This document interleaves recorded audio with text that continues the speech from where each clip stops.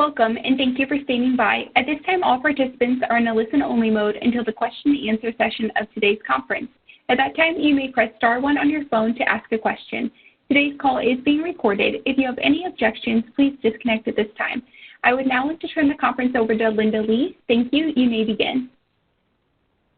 Good afternoon, everyone. My name is Linda Lee, and I'd like to welcome everyone to the Exploring Census Data webinar series. For anyone who may not be familiar with our format, the Exploring Census Data webinar series is a set of webinars presented on a monthly basis based on popular topics. The webinars are presented by our subject matter experts with the opportunity for Q&A at the end of each session.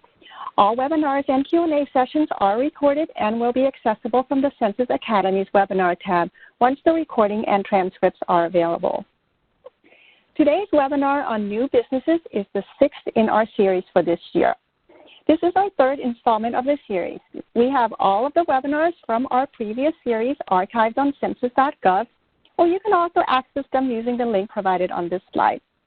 Now, in light of our recent transition to 100% telework, we are utilizing technology offsite to continue operations. And we aim to minimize interruptions as much as possible, and we appreciate your patience if we experience any technical delays. Please utilize the chat feature to notify us of issues should any arise, and we will do our best to address and mitigate them. Also, please note, today we will be focusing on data that you can obtain from the Census Bureau related to new businesses. We want you to be aware of all census products and programs on this topic. The webinar will not focus on additional topics such as hiring for the 2020 census or our partnership programs. If you need information on any topic pertaining to the 2020 census, please visit the 2020 resource site on census.gov.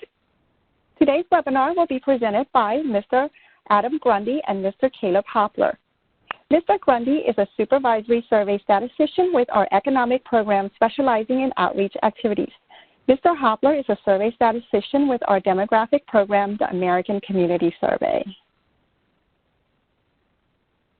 So our objective for today is to provide you with information on data that you can obtain related to new businesses.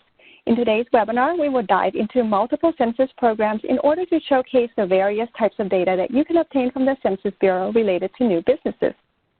And knowing about the data is powerful. Accessing the data itself can sometimes be a challenge, and we have a section of the webinar where we will demonstrate how to get the data that can help you expand your business or industry. In today's webinar, we will go over a high-level overview about the Census Bureau and the structure of our programs. Then we will dive into data from our programs, and from our programs, we will be covering the Small Business Pulse Survey, the Annual Business Survey, the Economic Census, and the American Community Survey. After showing you the data, we will show you how to access the data and then close out with a Q&A section. The Census Bureau is the federal government's largest statistical agency.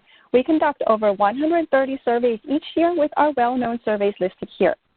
Now, collecting data for the nation's people is the decennial census, which takes place every 10 years. Activities surrounding the 2020 census is currently taking place, and at the end of this webinar, we've included contact information in case you may have questions on the 2020 decennial. Next, the American Community Survey is a program that collects demographic data annually. And in a moment, Caleb will dive into the specifics of this program. And for business statistics, the Economic Census is our most comprehensive program, taking place every 5 years in the years ending in 2 and 7. We also have the Census of Governments, which is the public counterpart of the Economic Census. Now, when it comes to our data, a pyramid is a good illustration of the relationship between details and timeliness. We primarily conduct monthly, quarterly, and annual surveys. In general, the more timely the data, the fewer the details, with more details available from programs categorized in the middle and bottom of the pyramid. With that being said, the Economic Census is a periodic survey that takes place every 5 years. It is illustrated here at the bottom of the pyramid because it is the most comprehensive program when you're looking for business data. And as you move up the pyramid to our annual programs, you'll find that these statistics are used for analyzing trends. Finally, at the very top of the pyramid, from monthly and quarterly programs is where you can obtain timely data. So when you use our data, there are some key terms and items that are helpful to know. First is the North American Industry Classification System, also commonly referred to as the NAICS. The NAICS is a system that we use to classify every business in the United States and is the primary dimension of business employment data that you'll see today. Each physical business location is assigned its own 6-digit NAICS code based on primary business activities at that location. Each individual business data are then turned into summary statistics that we publish by industry and geography. In the reference section, we've included slides that illustrate the system. And if you'd like more information beyond the reference material, please visit our site census.gov where you can access additional materials. Next is the term establishments as opposed to company or firm. Most of our employment data is collected and published on an establishment level. Collecting the data this way allows us to provide the most accurate picture of business activity. So for instance, if a company has both manufacturing and retail locations in many states, separate data is captured for each location and not the company as a whole. If we didn't collect data this way, we would lose the accuracy and geographic and industry detail. Third, we collect data from both employer and non-employer establishments. Some programs only cover employer businesses while others cover both. Employers are businesses that have at least one paid employee, while non-employer businesses have no paid employee. Now, depending on the industry that you're looking at, the non-employer statistics could represent a big portion of the sector. So it's good to be aware of this distinction. And finally, we are bound by Title 13 and 26 to uphold and protect privacy. As a result, we are able to provide high-quality data because respondents are more likely to provide information knowing that their privacy will be protected. And now I would like to turn over the presentation to our first speaker, Mr. Adam Grundy.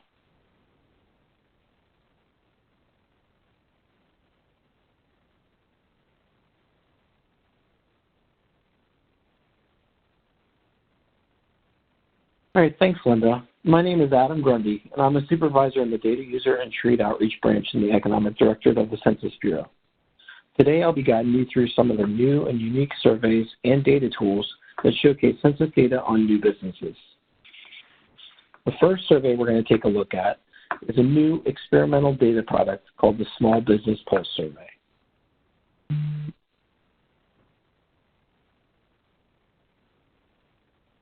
The experimental Small Business Pulse Survey, or Business Pulse, measures how changes in business conditions affect our nation's small businesses during the coronavirus or COVID-19 pandemic. It's important to note how the Census Bureau is being reactive to situations going on in the world such as this, and the importance of our data to highlight recovery efforts and the impact of the pandemic. This includes information on businesses' pulse, complementing existing U.S. Census Bureau data collections, by providing high-frequency, detailed information on small business-specific initiatives, such as the Paycheck Protection Program, or PPP. It's updated weekly, so the data releases began back in May, and they're updated all the way through June. The business location closings, changes in employment, and disruptions in the supply chain are some of the many data elements that are included in the Small Business Pulse Survey. The published survey results are by sector, state, for the 50 most populous MSAs, or metropolitan statistical areas. Also, the link embedded in this presentation directs you directly to the COVID-19 hub.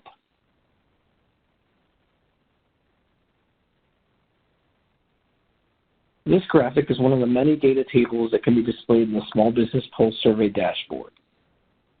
The red line in the middle highlights the national average of how businesses have been affected by the COVID-19 pandemic.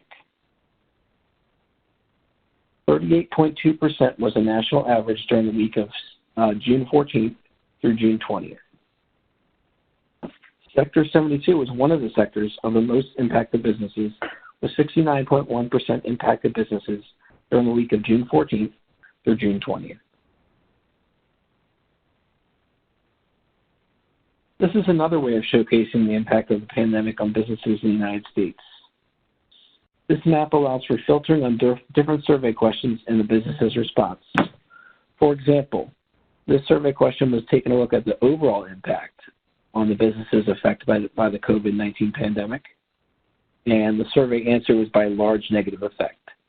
So with the items or the states in the largest or the greatest shade of blue, or the darkest shade of blue, such as New York, which is our case study for today, you take a look at how negatively affected they were by the COVID-19 pandemic. This dot plot shows the 50 most populous MSAs and the overall impact versus outlook in more than 6 months from the reference period of June 14th through June 20th. For example, 55.2% of small businesses in the New York MSA reported a large negative effect, and 43.1% expect that it will take 6 months or more to resume normal operations.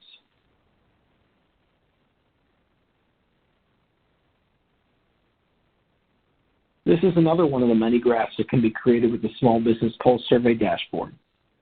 This graph shows for the state of New York the results from the survey on the impact from the ongoing pandemic. As you can see for this state, most businesses described either a moderate negative effect or a large negative effect during this particular reference period of June 14th through June 20th.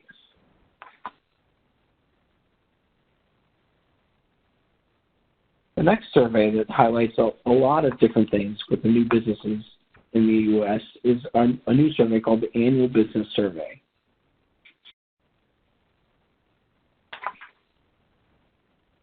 Released on an annual basis, which is first release happened back in spring 2020, it includes economic and demographic characteristics. It also includes business characteristics of businesses, business owners by sex, ethnicity, race, and additionally, veteran status. Its content incorporates a new set of questions for each surveyor, which I'll be going through in just a few minutes on some of our subsequent slides. You can access the data on our new data dissemination platform, data.census.gov, or by taking a look at the main website that directs you to the data at census.gov/programs-surveys abs.html.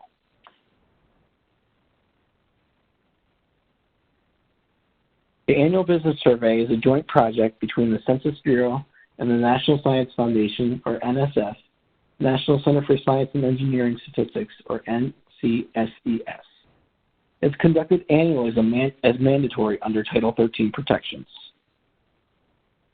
It replaces surveys you may have already heard of from the Census Bureau, such as the Survey of Business Owners, Annual Survey of Entrepreneurs, and the Business R&D and Innovation Survey for Microbusinesses.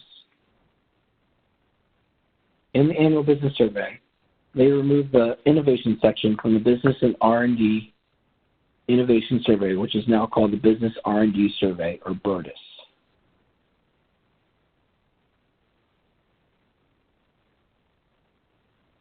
The Annual Business Survey collects data on owners' demographics, or the business owners' demographics, I should say. It asks questions about the business owner's sex, race, ethnicity, and military status. It collects data on research and development activities and costs for business with 1 to 9 employees. It's designed to introduce a new business topic each year, for example, innovation or technology, and the core content is maintained each survey year. They use administrative data whenever feasible in order to make the survey possible. The Annual Business Survey samples 850,000 employer businesses in its benchmark year of 2018. It includes all non-farm businesses filing IRS employer tax forms, and it also includes non-employer businesses.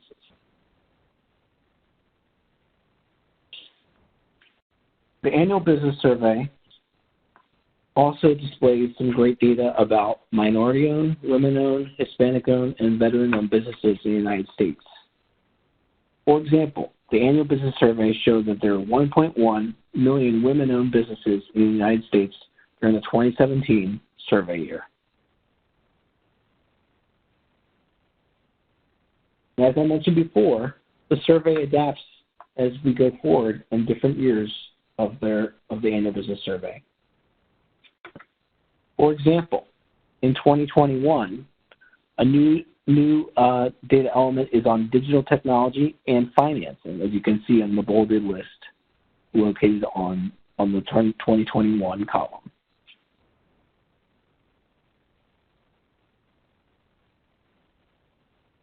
Now that I've given you a little bit of a detail description about the annual business survey and content, let's take a look at the actual data elements. So taking a look at the meaning of years in business code, these are firms with less than 2 years in business. What I've done is using our data dissemination platform, data.census.gov, I've narrowed in on the geographic area name of New York, taken a look at for the total for all sectors,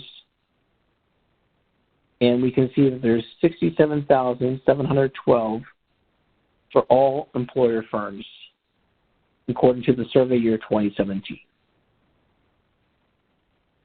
And again, this is for New York State. Of that total, retail trade sector has 9,864 firms with less than 2 years in business, according to the ABS. Professional, scientific, and technical services sector hit 8,356 new firms in New York. Construction sector hit 8,054 new firms in New York. This is just a sample of the vast number of data points you can find on new businesses data using the annual business survey. The next survey that I'm going to be talking about is our most comprehensive survey that Linda mentioned earlier in the beginning of our presentation, and this is on the economic census. It covers almost every 2 through 6 digit NAICS code covered by the Census Bureau. However, it does exclude agriculture, or NAICS 11, or other selected types of businesses. You can take a look at the hyperlink that's embedded here for the full list of exclusions. The geography for the economic census goes all the way from national, state, metro, and other lower geographies. And these areas are shown will vary by the sector. Other data dimensions include data by business size, legal form of organization, franchise status, and other data elements. Since it's our most comprehensive survey, it includes over 200 data variables that are shown.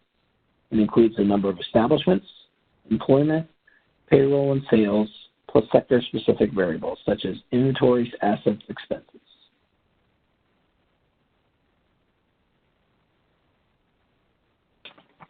Sticking with our case study of New York, we're taking a look at the finance and insurance sector for New York at the 3-digit NAICS. I should say just 3-digit NAICS rather than sector. The credit intermediation and related surveys and related activities, or NAICS code 522, has 2,391 firms. The number of establishments is 9,343. The sales, values, or shipments of revenue was not available, and the number of employees is 200,534. If we take a look at NAICS code 523, or securities, commodity, contracts, and other financial investments in New York, there's 5,705 available firms. There's 7,858 establishments.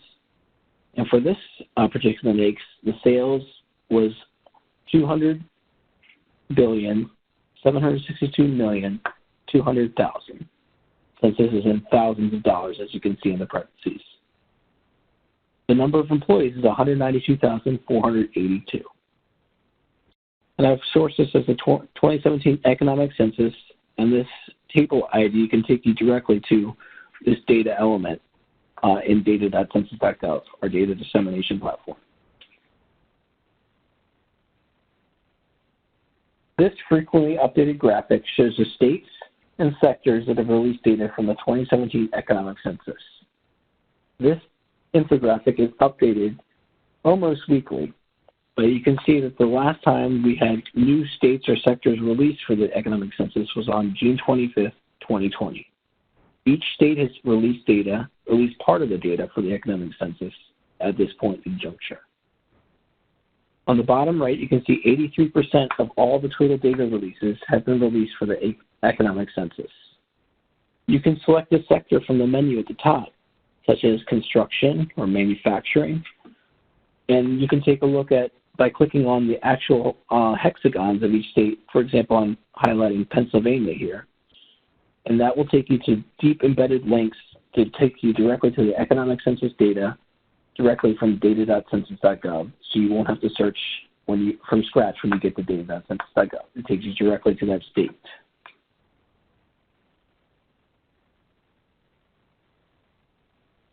So you may be wondering what's new for 2017 as far as the economic census.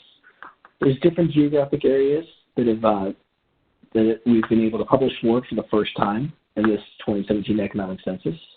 There's also NAICS updates, and I'll go through some of those examples in just a moment. Also, we're publishing on NAPCS, or North American Product Classification System. There's also different disclosure rules that allows us to publish for sectors and other parts of the economy that we may not have been able to publish for before. And the data.census.gov platform is the first time we've been able to publish economic census data on the data.census.gov platform for its initial releases.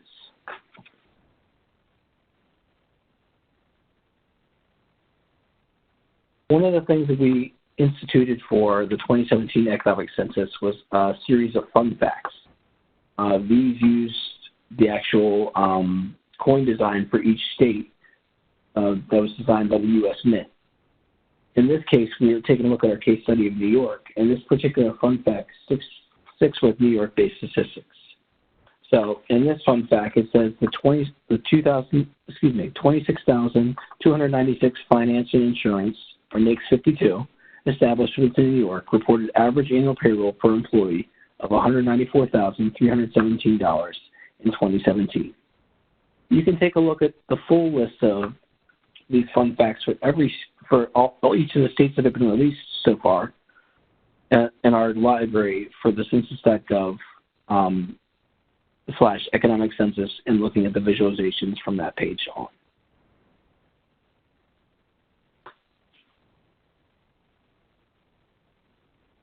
On this slide, we take a look at the 2017 economic census plan data product releases. As you can see, we've already released data starting in January of 2020 on the geographic area statistics. This correlates with the infographic that I showed you, which showed the map of the different hexagons that we showed before. So for example, if we take a look at retail trade, or geographic area statistics, which is showing up right over here, this is going to be released during the time period of January 2020 through November 2020. Also, you take a look at other different surveys, such as the annual survey of manufacturers. So the 2018 annual survey of manufacturers was released approximately in April 2020. To access 2017 economic census data product and different releases, you can take a look at the hyperlink that's embedded in our presentation here.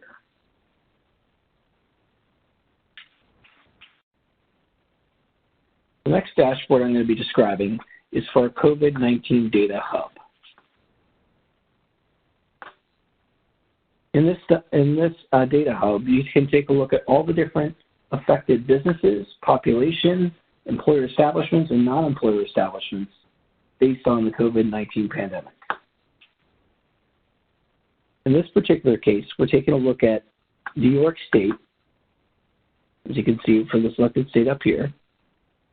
And we're taking a look at also the population age 65 years and older, or the vulnerable population. You also see the total uninsured population and also the total employer establishments. The employer establishments number comes from their county business patterns, which is one of our programs in the economic directory. The total non-employer establishments comes from non-employer statistics, which is another program in the economic directory.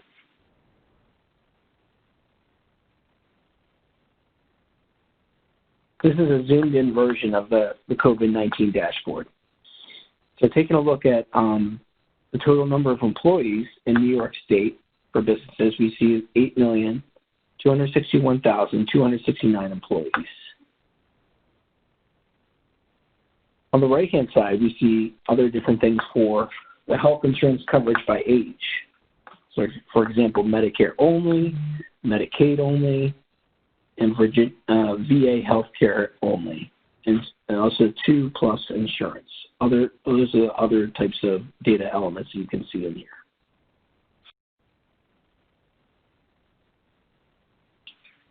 Another data tool that I'm going to be describing is Census Business Builder. Our next version of Census Business Builder, or CBB, will be released on August 19th. so later on this month.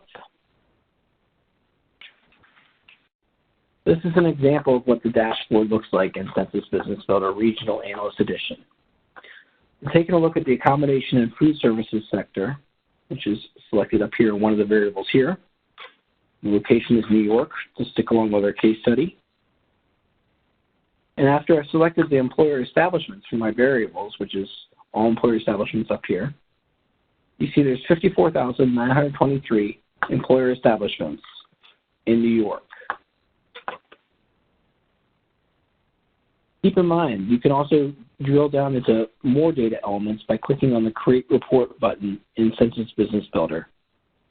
If you ever need assistance on Census Business Builder, my contact information is all listed at the end of this presentation. You can send me any of your data needs. I can give you an in-person, or I guess over the phone these days, walkthrough for the Census Business Builder data tool.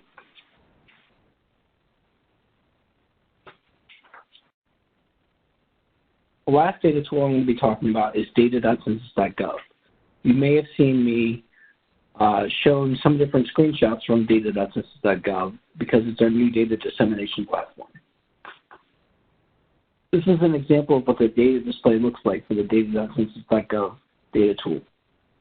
In this example, we're taking a look at national level data for the Annual Survey of Manufacturers, or ASM, for 2018. For example, if we're looking at NAICS code 311212, or rice milling, you can see the total value of shipments is this total right here. And this is in thousands of dollars. Next, I'm going to turn the presentation over to Caleb Hopler, and he's going to talk about the American Community Survey.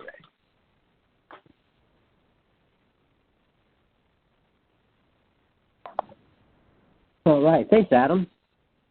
So I'm going to talk about the American Community Survey, or the ACS. My name is Caleb Hopler. I'm a survey statistician for the Outreach and Education branch within the American Community Survey Office of the Census Bureau.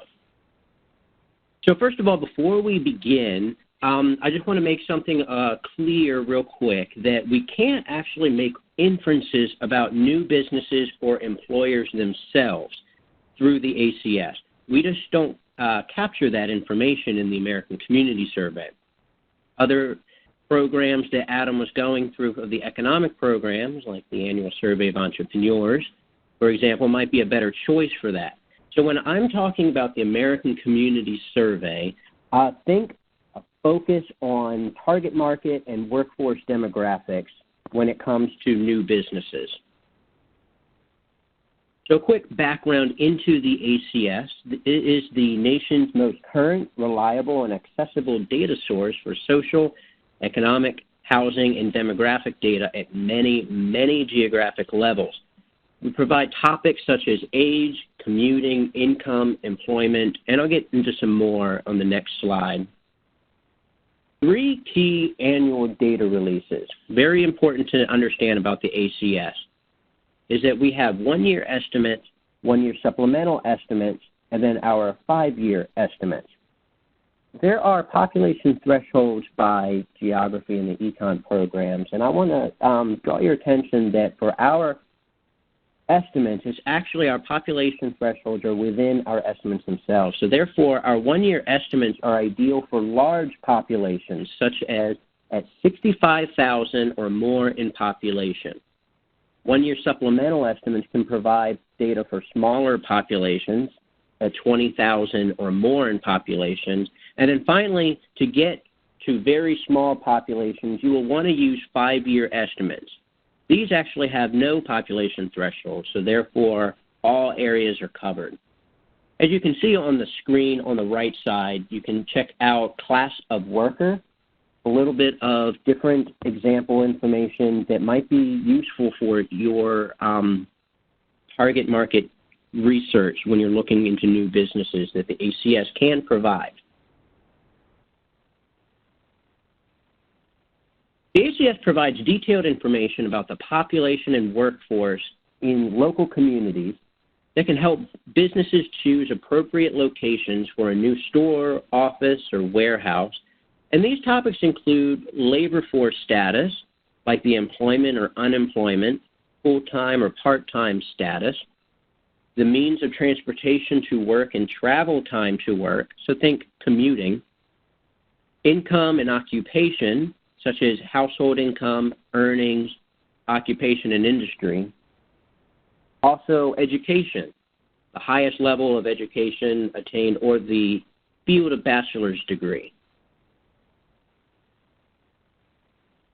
Talking about the Census Bureau geographic concepts for the ACS, what makes the ACS so attractive of a data set is that it provides so much data for so many geographic levels.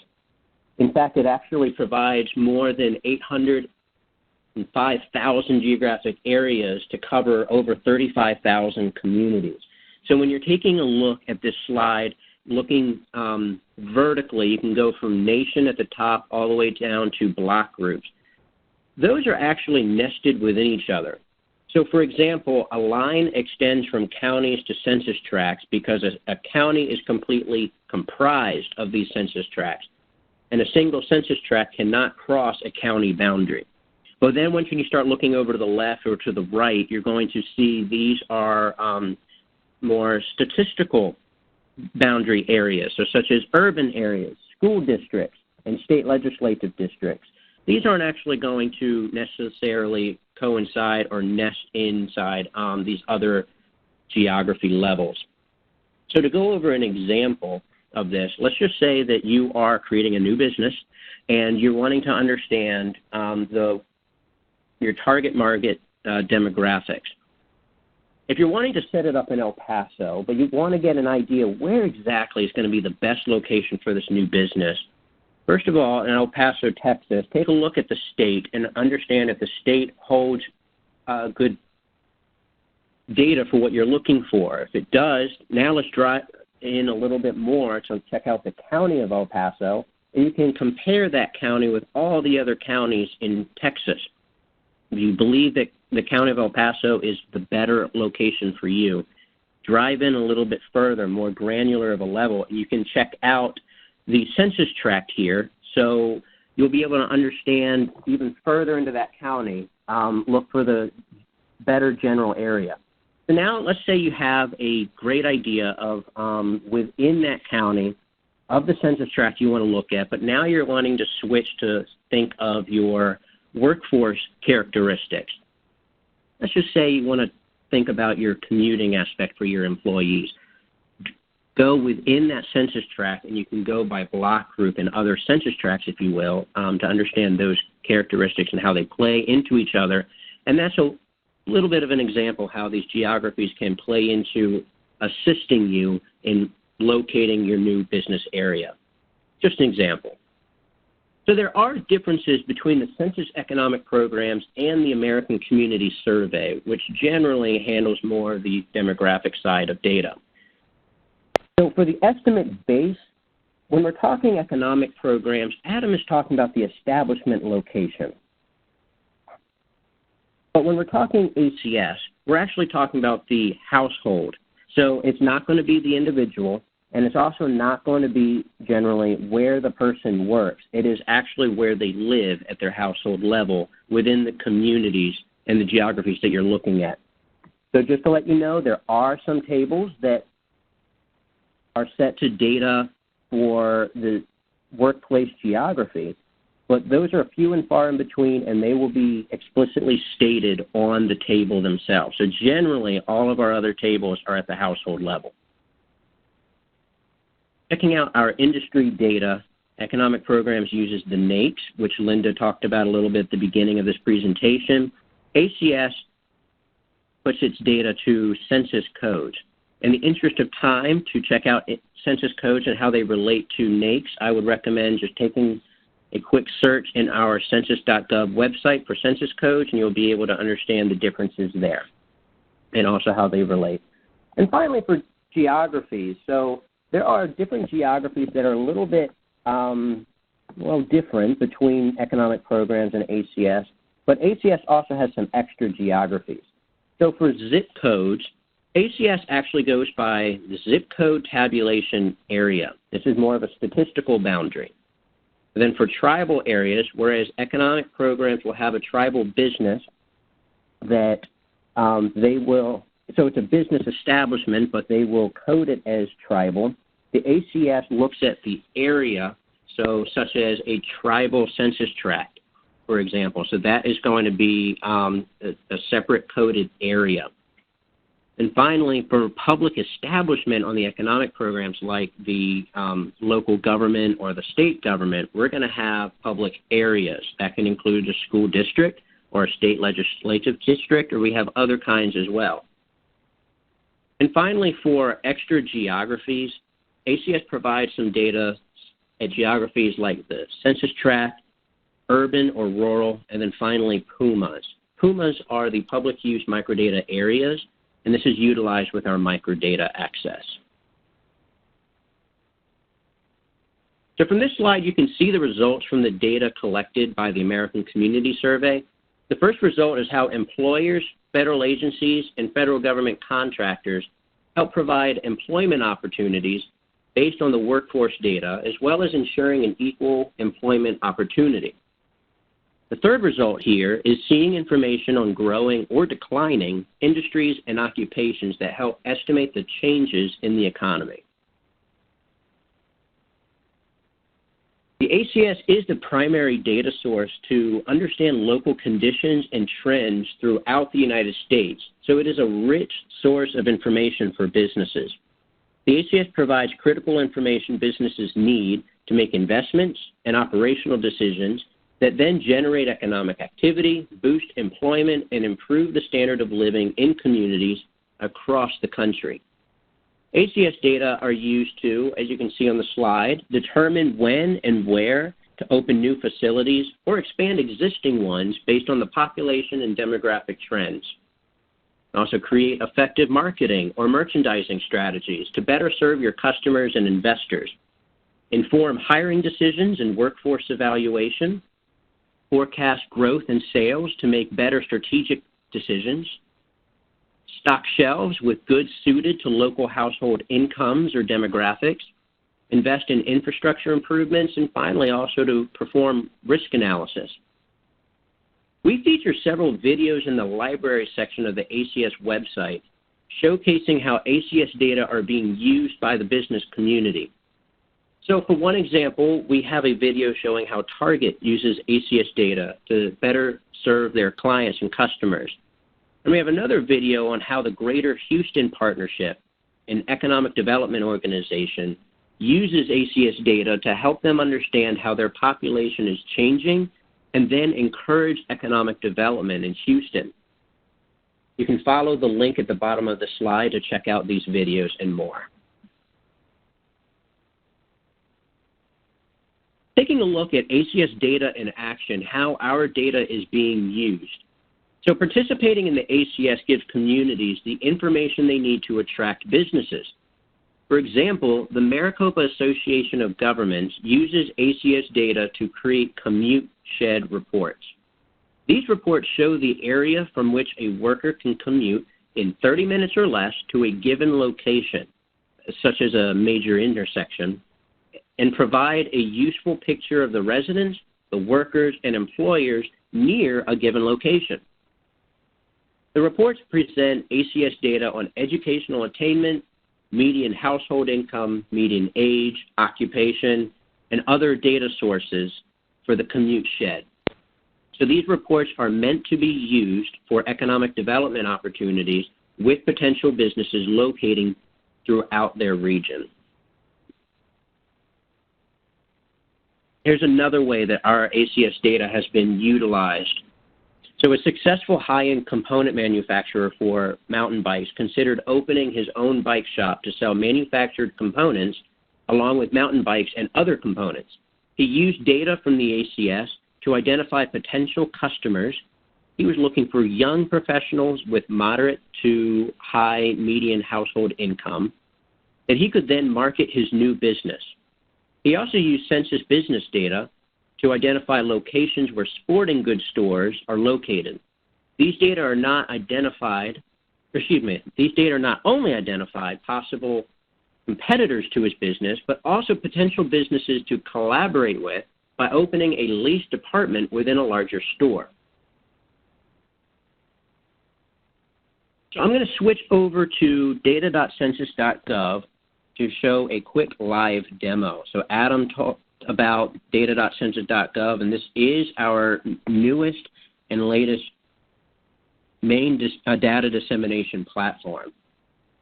So because there are many different programs, such as the economic programs and ACS loaded into here, you might be able to find a shared results between ACS and economic data. So let's just say, for example, I'm going to search in the single search bar here, and I just want to find out the industry in Baltimore, Maryland. I'm going to search. It's going to bring up a whole lot of tables. And going by alphabetical order for the survey programs, it's going to first show all of the data that you can find for industry in Baltimore, Maryland with ACS data. But if you want to look at ACS data and then you now want to check out the economic programs, I think it's going to be on the fourth scroll. ACS does provide a lot of different types of tables, but here you can see that now we're getting into the annual economic surveys. Scroll a little bit down.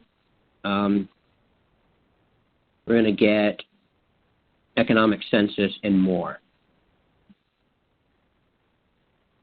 All right, so let's say you don't know the keyword, or perhaps you have a lot of things you want to check out. Let's click the advanced search, and we can go through here. So we can have topics based off of, let's just say, employment. You can look at the commuting if you wanted to check out data for like those commute sheds that I was talking about earlier, as an example. Or if you want to go through geography, here we can click on the different types of geographies based off of what is available.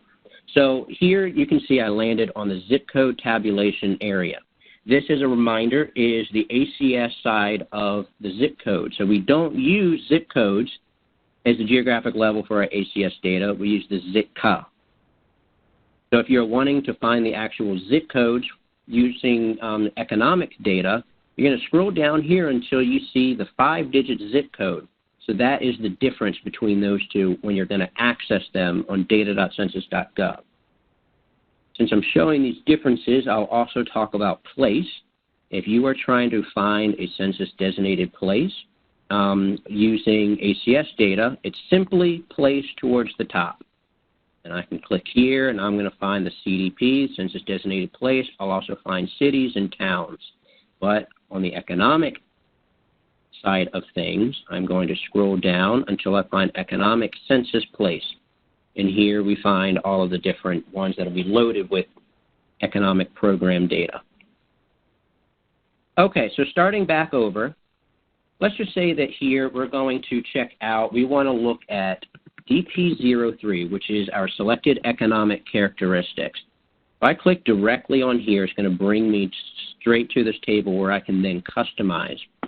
So if you are going to check out this for census tracts, I'm going to click geographies, and I'm going to purposefully make a mistake here. I'm in geographies, I'm going to click tract, and I'm going to say, let's say I'm going for Benton County in Arkansas, and I got nothing. So this is a quick reminder that our ACS data is limited with population thresholds by the estimates. Our one-year estimates, as you can see in the product line, is for 65,000 or more. So to get to all geographic areas, we're going to use our 5-year. And this is a quick switch to our 2018 5-year data. And now if I go to geographies, and you would go through, and now I can find in Benton County, Arkansas, I can find the different census tracts. So I'm just click random census tracts here, and I'm going to close this window, and it's been updated with our census tracts here. So if you're wanting to check out the unemployment rate, for example, for each census tract, I can find that census tract 202.01 in Benton County, Arkansas is 2.4% between 2018 5-year data, which means 2014 to 2018 estimates. I'm going to go over to our census.gov/ACS site. This is our ACS homepage. You can also get there if you're on our homepage of census.gov, surveys and programs. You can go over to the ACS. And here you'll find a lot of different great resources for business data. So if you go to Guidance for Data Users and go to Handbooks, you can check out at the bottom here what the business community needs to know. And this will be a great handbook to showcase how ACS data can provide great business data. So I know I'm going through quickly here with all of the links. Do remember that the slides will be available later. And then also at the end of this presentation, I will showcase the email addresses, and you can feel free to reach out to us, and I can send you any links that you need. Finally, let me show you with our geography, if you're wanting to know what data tables go along with what geography. You can check out our geography handbook, our areas published, boundaries by year, and more.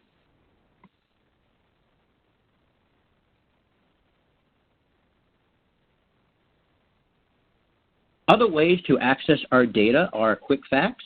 So quick facts, as the name implies, is very speedy ways you can grab our data to look at a different area. But if you know that your area is congressional district or a tribal area, go ahead and go to those tools, my congressional district or my tribal areas, to grab quick facts on those areas. Let's just say you are starting a new business, trying to provide emergency materials to areas of greatest need.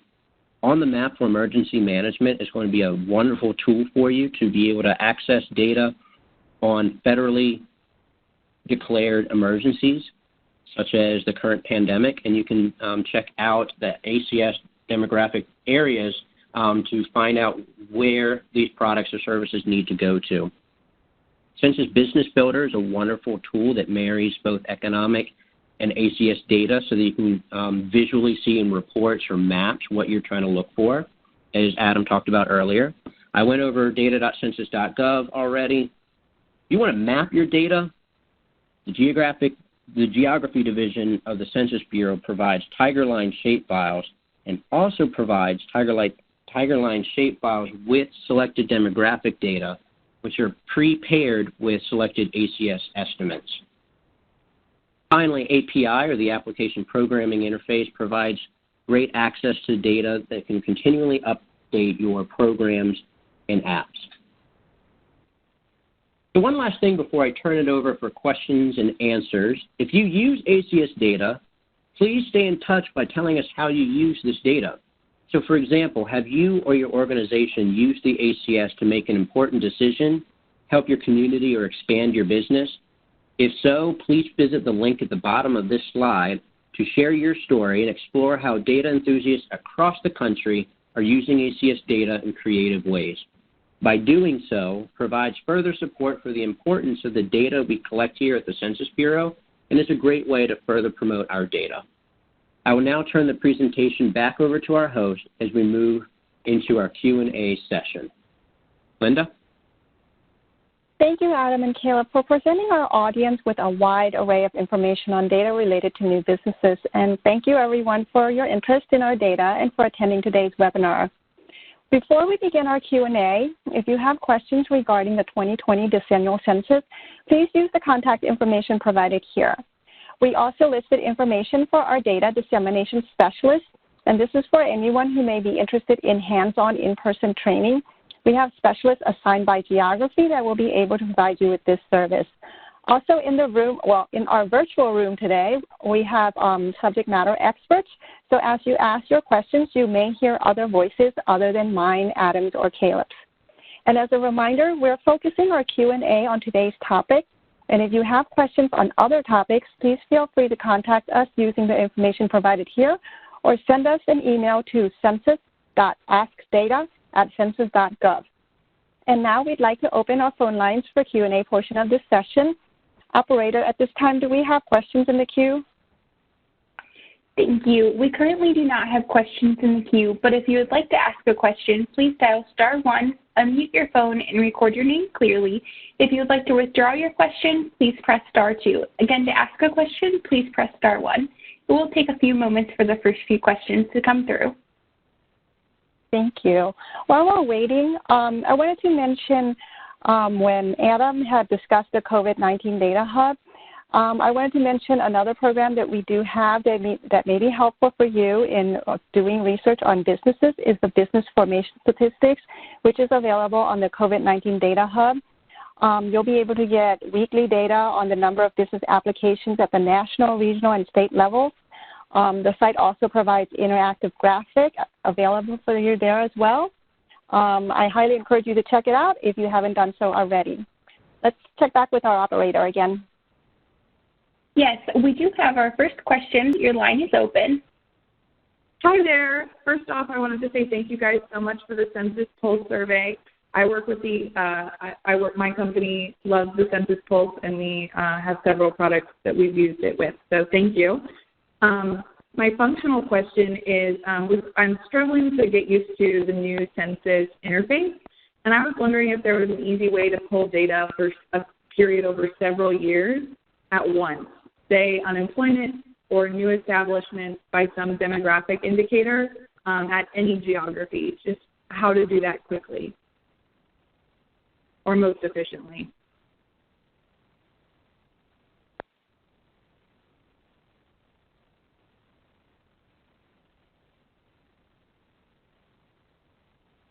So thank you for asking that question. Are you referring to, have you used the data.census.gov?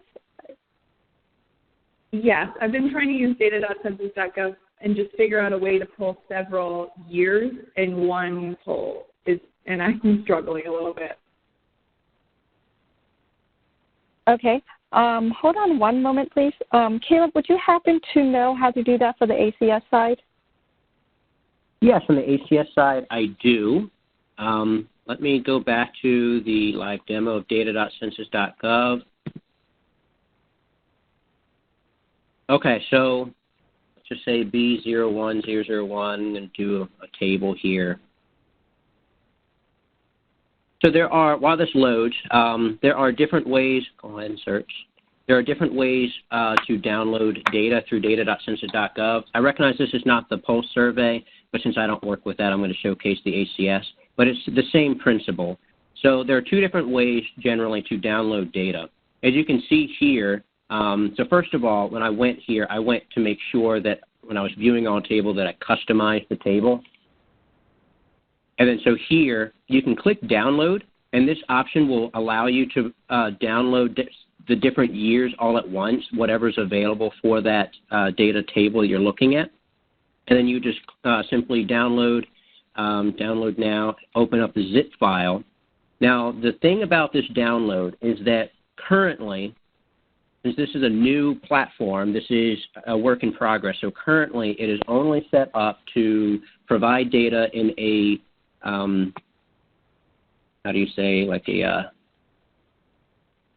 a format that's great for, oh man, it's on the tip of my tongue. This is awkward. Anyway, if you're going to use like statistical programs, R, et cetera, or SAS, this was great for that kind of a program. But if you are wanting to look at it more nicely, more cleanly, like what you're seeing in this table, then what you're going to want to do is right-click on the table and export the table. And I'm going to say export to Excel. It's going to download as an Excel file, and I'm going to open it up. And then here it's more of a user-friendly format. So, machine-readable file. That's what I was trying to say earlier. So the download file provides through a machine-readable file, or you can right-click and export to, say, a more user-friendly look. Now, the download does provide the ability and function to do multiple years at once. The right-click right now is only doing what you have here that year. So then you would have to click here and go year by year. Again, work in progress. This is something that we are working on, but please, for everyone on the line, as you see here at the bottom left, even when you start off at data.census.gov, there's the send feedback. That is sedsci.feedback@census.gov. This is a work in progress. We've made a lot of great strides, but we're also working to update to best suit our data users. So please reach out to us.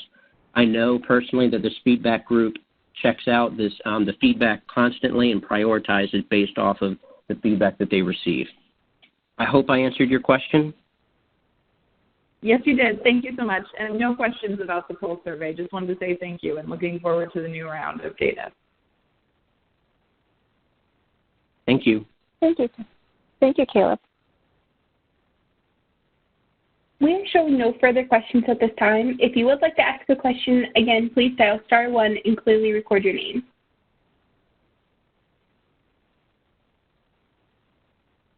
We do have a question online. It is, what is the difference between firms and establishments? Are firms included in the larger establishments number? Adam, would you be able to take this question? Sure. So establishment is actually a physical location, whereas a firm could be multiple establishments rolled up into a single firm. I can't give you an example because we don't go through company names at this time, but if you want to give me a shout out at this email, adam.p.grundy@census.gov, I can give you some other methodology statements that we have on census.gov that might help you with the difference between firms and establishments. Thank you, Adam. Operator, do we have any more questions in the queue? We're still showing no questions. Okay. Let's wait a moment.